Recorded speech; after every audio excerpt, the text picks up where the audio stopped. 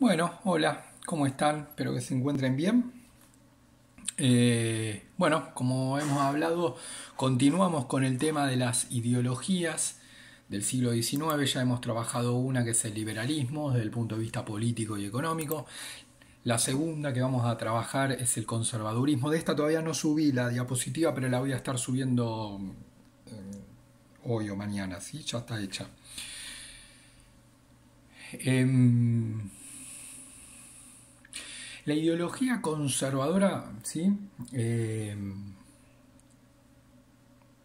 Tiene la particularidad que el significado, de lo que consiste ser conservador, en alguna medida fue variando a lo largo del tiempo, ¿sí? No es que uno pueda dar una definición y es válida para 1700, 1800 y 1900 y los 2000 y es lo mismo, ¿sí? Eso complica un poco la cuestión, ¿no? Porque no solo tiene que nombrar la ideología, sino ponerla en contexto, es decir, bueno, en qué momento estoy hablando, porque ahí puede variar la definición, ¿sí? Entonces, aclaramos que acá estamos retomando las ideologías del siglo XIX, entonces nos metemos en el conservadurismo del siglo XIX. La ideología conservadora, ¿sí? Lo primero que vamos a decir, nos vamos a meter en lo económico y en lo político. La ideología conservadora también es conocida con el nombre de reaccionaria, ¿sí? No, conservador o reaccionario, ¿sí? Reaccionario deriva de la idea de la palabra reacción, ¿sí? Es decir, que como que reacciona a, en el contexto en el cual fue creada, en realidad, se conocía como conservadores o reaccionarios. Fíjate el nombre, conservador, como que quiere conservar algo, o reacción frente, por eso conservadores o reaccionarios, ¿sí? Sería lo mismo. Eh, Como que tiene un punto, si se quiere, de inicio esta ideología con posterioridad a la Revolución Francesa. ¿Sí? Es muy importante esto. La Revolución Francesa, que seguramente ustedes vieron en tercero, ¿sí? De 1789, 1789, 1789, esa Revolución Francesa, sobre todo los cambios que proponía esa revolución, ¿sí? Como saben, esa revolución tuvo, si se quiere, como un alcance mundial, es decir, trascendió Francia, no es que, bueno, pasó en Francia y listo, sino como que los ideales, los valores que propuso esa revolución se extendieron más allá, no solo de Europa, sino incluso al continente americano, ¿sí? Como que tuvo una proyección muy amplia esa revolución, asentada en los valores de la igualdad civil entre los hombres, ¿sí? De que los hombres eran iguales, de que los hombres nacían libres, ¿sí? Eh, entonces esa idea de la igualdad de los hombres, sobre todo una igualdad si se quiere más civil, ¿sí? La libertad del hombre, de que el hombre nacía libre, no, digamos, ahí ya empieza a chocar con la idea de los obviamente ni hablar de la esclavitud, también de esto de que hablamos del feudalismo, de que el del siervo que nacía en un territorio y estaba obligado, digamos, no era libre personalmente, no podía irse de ese feudo, sino que estaba unido a la tierra, eso lo vimos a principio de año. Bueno, la Revolución Francesa propone el tema de la libertad, de que el hombre nace libre, ¿sí? Bueno, frente a esos valores es que reacciona, ¿sí? Frente a estas cuestiones reacciona algunas personas que no están de acuerdo y quieren como mantener, por eso conservador, mantener en la medida de lo posible, ¿sí? El mundo previo a esa revolución francesa, a esa revolución de 1789. Por eso es conservador, quiere conservar lo que de ese mundo previo a 1789. Reacciona, ya lo dijimos, reacciona frente a los cambios que propone esa revolución francesa. Fíjense que los cambios eran fuertes, por eso es que hablamos de una revolución, no de un cambio. Si no decimos revolución francesa, como propone un cambio bien potente. Frente a ese cambio bien potente hay sectores que no están de acuerdo, es decir, quieren mantener lo que está por eso decimos conservadores, y también son llamados reaccionarios, como que reaccionan frente a los cambios propuestos, obviamente reaccionan en sentido de que no están de acuerdo con eso, ¿sí? Por eso que hablamos de reaccionarios o conservadores. Pero ya nos metemos en el siglo XIX, ya ahí explicamos de qué deriva el nombre. Eso sería la diapositiva 2, donde dice conservador. Bueno, expliqué que se llaman conservadores o reaccionarios, ¿sí? Los relacioné con un hecho histórico muy importante que es la Revolución Francesa de 1789. Ahora, nosotros ya estamos en los conservadores del siglo XIX y ya puedo decir de la segunda mitad del siglo XIX.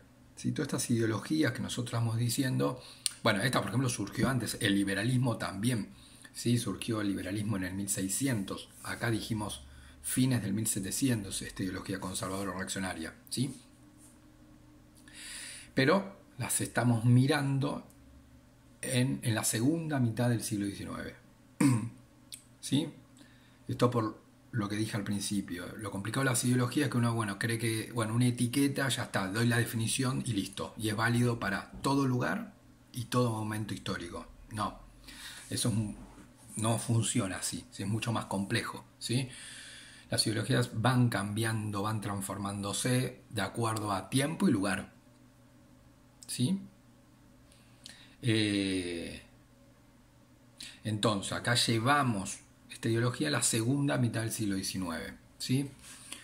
¿Qué proponen en materia económica? Digamos que ahí son diferentes a los liberales, ¿sí? Porque, primero aclaro esto no lo dije en liberalismo económico, ¿sí? Ya lo completé para las diapositivas del año que viene, para el próximo cuarto. Que hay una cuestión importante que me faltó en la que les di a ustedes, y ahí van a ver la comparación con este y van a ver la diferencia. Desde el punto de vista ¿se acuerdan? Hablamos de los tres supuestos, ¿sí? El hombre es un ser racional, egoísta, que actúa racionalmente en la esfera económica, se refiere al tema de la libre competencia entre empresas, la libertad de oferta y demanda, bueno. Pero obviamente eso también los liberales lo proponen que funciona así dentro de los países, pero también entre los países. Es decir, que el comercio, ¿sí?, sea libre entre los países, que los productos circulen libremente entre los países, es decir, que un país, esto fíjense que es igual que yo lo expliqué para una sociedad en liberalismo, aplica entre los países. Yo en la sociedad dije, bueno, alguien se da cuenta de que en esa comunidad falta zapatillas, entonces se pone a producir zapatillas, libertad de empresa. Pone el precio que quiere, libertad de empresa, compite con otras empresas de esa comunidad, ¿sí? Hay libre competencia, ¿sí? Y ahí, bueno, explicamos toda la teoría liberal. Obviamente también lo proponen los liberales a nivel mundial, es decir, si en mi país me conviene producir soja, porque tengo la tierra, bueno, produzco soja y la vendo al mundo. Me especializo en la producción de soja, ¿sí? ¿Por qué? Porque tengo las características para generar una soja de buena calidad y a un precio de equilibrio, ¿sí? Entonces, si yo vendo una buena soja de buena calidad y a un precio de equilibrio, me lo van a comprar, ¿sí? Y con ese dinero compro lo que me hace falta, porque mi país en qué se especializa, en soja, pero le faltan zapatillas. Bueno, entonces a otro país le compraré las zapatillas, que se especializa en la producción de calzados, ¿sí? La clave es que los productos circulen libremente. Digamos, yo vendo, Argentina vende soja y compra de otro mercado que compra zapatillas, ¿sí? Es decir, se busca de que los productos, bajo el liberalismo estoy hablando, circulen libremente. Es decir, que un Estado se especialice en lo que sus características naturales le da, ¿sí? Entonces la Argentina, bueno, la tierra, el clima nos da para producir soja, entonces producimos soja y otro país se especializa en la producción de calzado y le compramos las zapatillas, ¿sí? Eso proponen los liberales. ¿Cuál es el beneficio de eso? Bueno, que uno va a vender, el mundo se ve favorecido porque los precios, tanto de la soja como de las zapatillas, están en un punto de equilibrio. No están arriba de ese punto de equilibrio, lo cual sería un precio elevado, ¿sí?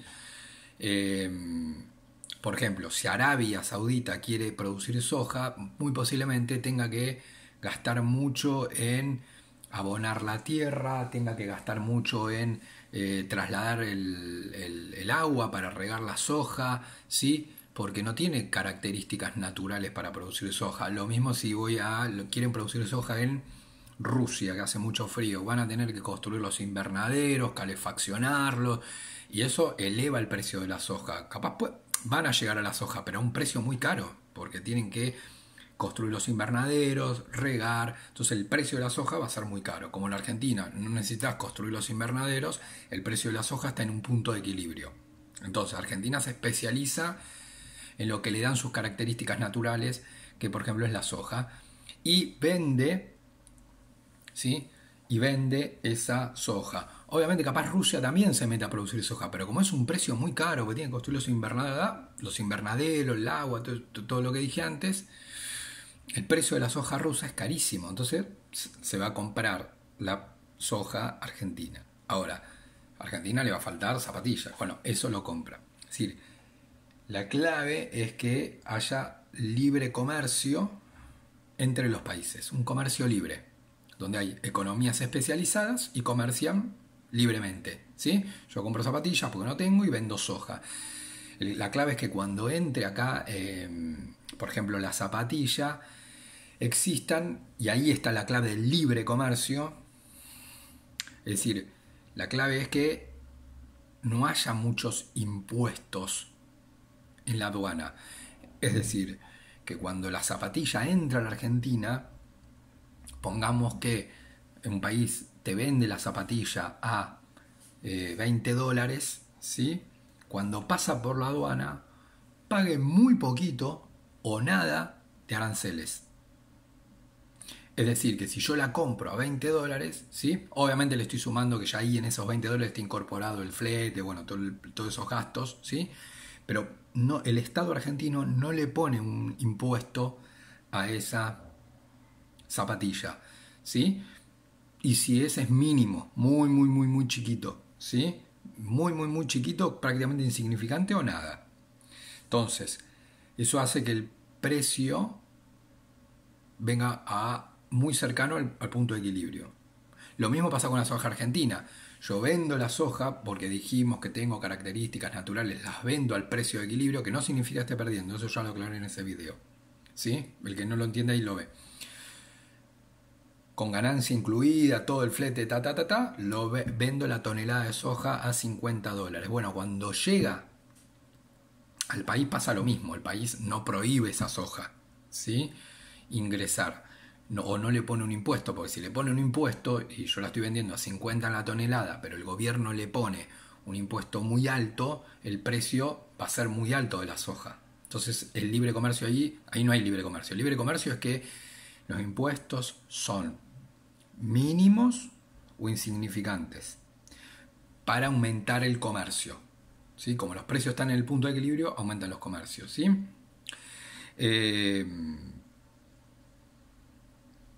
Bien, si les resulta muy complicado esto, para terminar este ejemplo, les repito, estoy hablando de los liberales, después ya me meto en los conservadores. Yo algo lo expliqué cuando hablamos del feudalismo. Imagínense como que uno quiere, vuelvo al mismo ejemplo, ¿sí? Uno en la capital produce una computadora y la quiere vender en Córdoba. Si por cada provincia que pasa va a pagar impuestos, la computadora cuando llega a Córdoba llega a un precio por arriba del nivel de equilibrio muy elevado, porque va a pasar por sí, bueno, una provincia, pongo otro ejemplo, vamos a Jujuy, va a pasar por más provincias, por 4 o 5 provincias, entonces si cada provincia argentina le va a cobrar un impuesto a la computadora que se produce en la capital para vender en Jujuy, el impuesto se le suma al precio de la compu si yo la produje en capital a $40. Pero uno me cobra $4, $5, cada vez que paso por una provincia me cobran un impuesto. Bueno, yo se lo cargo al precio de la computadora, entonces a Jujuy va a llegar a un precio muy, muy alto. Con lo cual, lo más posible es que se vendan pocas computadoras y el precio, ¿sí? Se vendan pocas computadoras y el comercio, no el precio, el comercio se achique, porque muchas personas no va a haber en Jujuy para comprarme computadoras a el precio que yo había puesto en Buenos Aires era 50 a 100 dólares. Carísimo. Entonces el comercio ahí, generalmente el comercio, digamos, al interior de la Argentina se caiga. Porque también lo mismo pasa de lo que me puede vender Jujuy a la capital. ¿Sí? Si cada vez un producto que se genera en Jujuy para venderse en capital va a pagar impuestos, a Buenos Aires llega con un precio muy caro y el comercio entonces tienen precios muy por arriba del precio de equilibrio. Al ser tan elevado se consume poco. Y si al consumirse poco hay poco comercio. Claro, ¿cómo puedo hacer para aumentar el comercio? Bueno, eliminar las aduanas interiores, que eso es lo que yo había explicado en el video. Entonces ahora está prohibido, no se puede cobrar, no hay aduanas, de hecho no existen aduanas, ¿sí? Si uno, digamos, si yo produzco una computadora en Buenos Aires, la quiero vender en Jujuy, no pago impuestos por cada provincia, ¿sí? Obviamente le cargo el flete, bueno, todo eso, ¿sí? Pero no hay impuestos entre provincias. Eso mismo, y eso hace que el comercio al interior del país se eleve. Bueno, lo mismo piensan los liberales. Bueno, dice, bueno, pero ¿por qué lo aplicamos solo en un país? Apliquémoslo a todos los países. ¿Sí? Piensen como si cada país fuera una provincia. Da igual entonces el razonamiento. ¿Sí? Lo mejor que puede pasar es eliminar las aduanas interiores para que el comercio se desarrolle. Entonces, vos producís lo que te resulta más simple, lo que tenés más lo que tenés más facilidad para producir, ¿sí? Y comprás lo que no tenés, no tenés facilidades para producir. Entonces, ¿sí? Pero para eso la clave es que no haya impuestos, como dijimos esto, que no haya impuestos entre provincias, que no haya impuestos entre países. Es decir, que si la computadora se produce en China, cuando pasa por la aduana argentina, o paguen muy poquito o nada de impuesto. ¿Sí?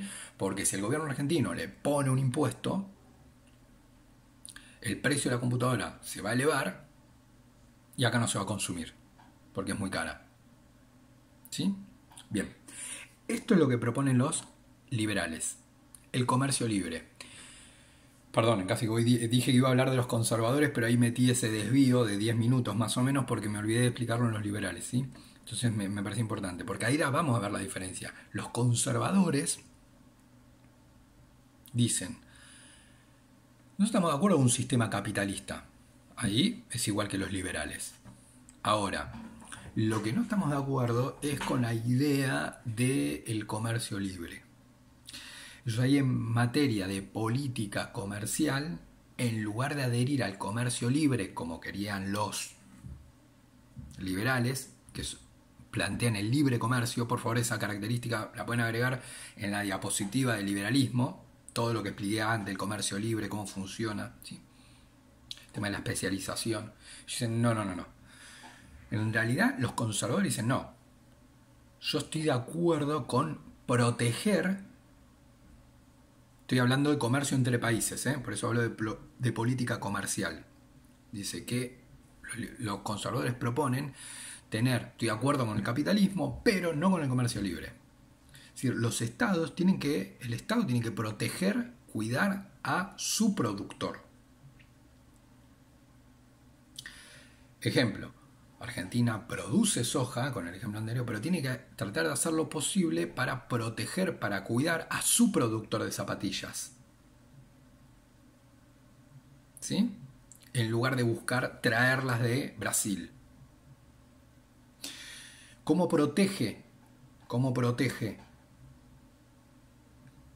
el Estado argentino a su productor de zapatillas? Por eso ahí fíjense la diferencia con los liberales. Dicen, no, sí, hay que cobrar, hay que o prohibir directamente, lo cual eso es complejo porque si vos... aparte es muy difícil de controlar, porque es generalmente lo que pasa, digamos, ¿no? Es difícil de controlar de que alguien no ingrese zapatillas de Brasil. Y también es verdad que prohibir puede llevar obviamente a malas relaciones. Si vos decís, bueno, prohíbo las zapatillas de Brasil, vas a tener muy mala relación con el gobierno brasilero porque al gobierno brasilero le conviene producir y venderte las zapatillas. Entonces, prohibir se usa poco. Lo que más se utiliza es establecer aranceles. Entonces yo digo, no, yo dejo las zapatillas de Brasil, pero veo lo siguiente. Conservador lo que dice es lo siguiente. ¿En Argentina producimos zapatillas? Sí. ¿Cuál es el precio de equilibrio acá de las zapatillas? 2.000 pesos. Perfecto. Bien. ¿Cuánto vale la zapatilla de Brasil? La misma. Y no vale 2.000, vale más barata, vale 1.500 pesos. La misma zapatilla, la misma característica. Bueno, ahí entonces el gobierno lo que dice es, bueno, pongo, obviamente, a igual zapatilla, una que la Argentina que vale 2.000 para venderse en la Argentina, para venderse al mercado argentino, y otra misma zapatilla que sale 1.500, la gente va a elegir la de 1.500. Entonces lo que dice, bueno, pongamos, no la prohibamos, pero lo que podemos hacer es poner un impuesto, el Estado pone un impuesto a esa zapatilla de brasilera de 1.500, un impuesto de ¿cuánto? Un impuesto de 1.000 pesos. Entonces, la zapatilla viene de Brasil, pasa por la aduana argentina y ahí se le cobra al que las trae, al importador argentino, un importador, alguien que las trae de Brasil. Yo le digo, bueno, no, pará, acá me tenés que dar al Estado argentino, tenés que pagar un arancel. El arancel es de 1.000 pesos. Les recuerdo que la zapatilla valía 1.500, entonces la zapatilla era 1.500 más, porque dijimos que eso se le carga al precio, ¿sí? Más el impuesto, más el arancel. Como el arancel era de 1.000 más 1.500 que venía de Brasil son 2.500. Entonces la zapatilla en Argentina sale 2.500, la que se importa de Brasil, mientras que la que se produce localmente sale 2.000. La gente va a elegir, obviamente a igual producto elige el más barato, que es el de 2.000. Y ahí se vende la zapatilla argentina que se producía 2.000. ¿Sí? Entonces, eso se llama proteccionismo. Se aprenden este nombre y el otro, fíjense la oposición. Mientras uno me habla de libre comercio, ellos me hablan de proteccionismo. Es una política comercial, es una política económica comercial que busca proteger a tu productor, porque ahí el Estado dijo, bueno, ¿a cuánto me produce la zapatilla el productor local? Y el mío, a mí me interesa el mío, ¿sí? Bueno, el argentino, bueno, 2.000, y ahí empecé el arancel, todo esto, ¿sí? Entonces, los conservadores son más proclives a tratar de proteger a su productor local, ¿sí? Y fíjense que yo produzco soja y además busco producir zapatillas. Sale como de esta idea de la especialización que querían los liberales. Bueno, me especializo en lo mío, soja, y compro las zapatillas. No dice produzco, sino compro. ¿Sí? Los liberales, mientras que los conservadores buscan proteger a su productor. Son más de tinte proteccionista, no son liberales en ese sentido económico. Obviamente sí son capitalistas, es decir, adhieren al capitalismo como sistema económico, pero con protección comercial. ¿Sí?